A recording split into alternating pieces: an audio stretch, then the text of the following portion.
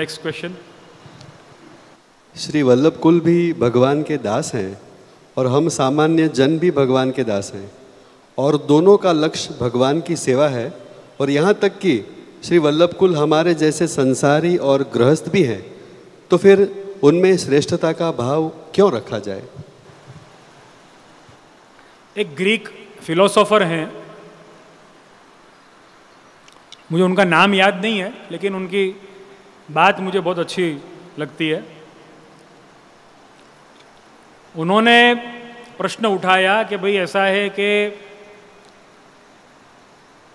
भगवान कैसे होते हैं? तो कोई ने जवाब दिया कि भगवान ऐसे ही होते हैं जैसे तुम और मैं। तो क्या अच्छा ऐसे ऐसे होते हैं भगवान? तो क्या हाँ ऐसे ही होते हैं।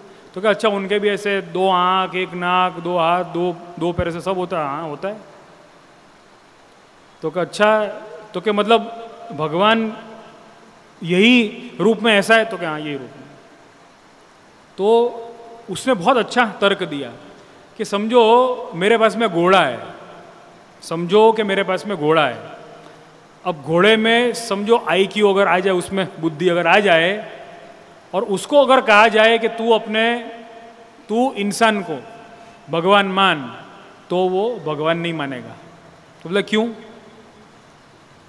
तो क्या कहा क्योंकि क्या होता है, इंसान है ना, घोड़े को चाबुक है ना मारता है, लगाम पहनाता है, उसके ऊपर बैठ जाता है, दौड़ाता है उसको बिना बात।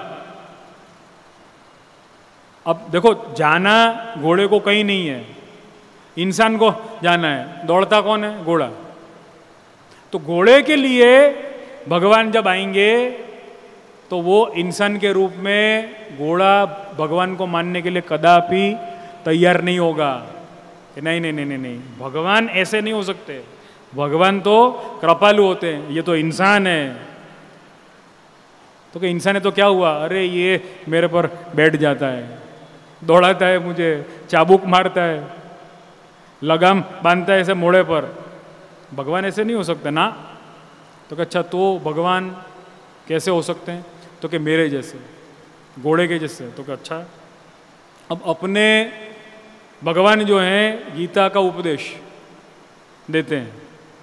अब समझो घोड़े के भगवान होंगे तो वो हिनहिनाएंगे ही सिर्फ,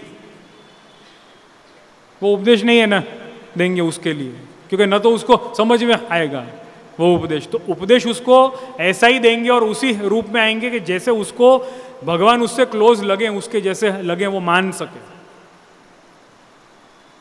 तो अगर आपको गुरुदेव भी, देखो मैं तो ये ना कहूँगा इससे भी आगे की बात, भगवान को भी जब 2 हाथ 2 पैर हैं तो हम उनको भगवान क्यों माने?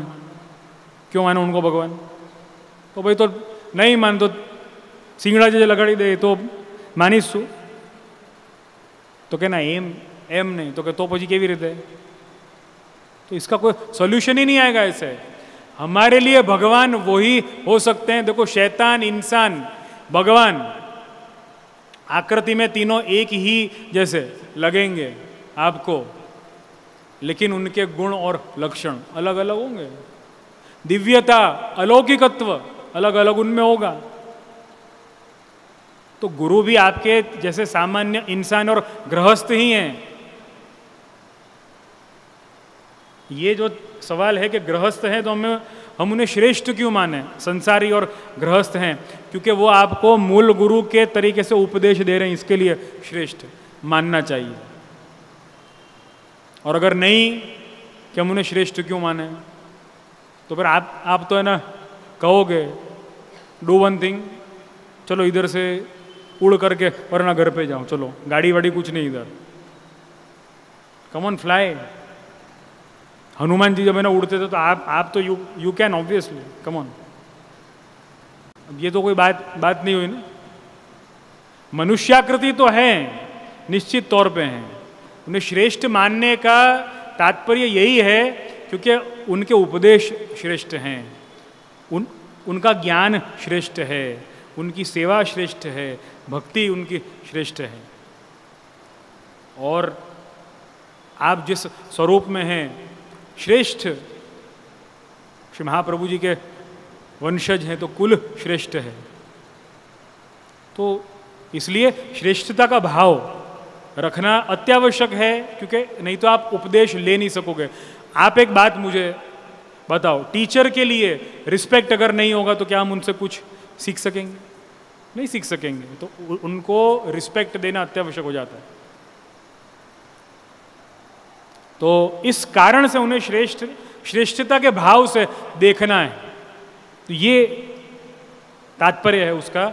उनको संसारी और गृहस्थ हैं, तो मतलब संसारी और गृहस्थ जो भी हो उनको अगर श्रेष्ठ मानना नहीं चाहिए, तो પછી આપણા પિતા અને માતાને બોલતા જાઓ, એ જગજીવનદાસ અહીંયા આવો, એ માલતી અહીંયા આવો, બોલતા જાઓ એવી રીતે। કેમ નહીં એવી રીતે? એ પણ સંસારીને ગ્રહસ્થ છે, એ પણ એની વાત માનવાની નહીં।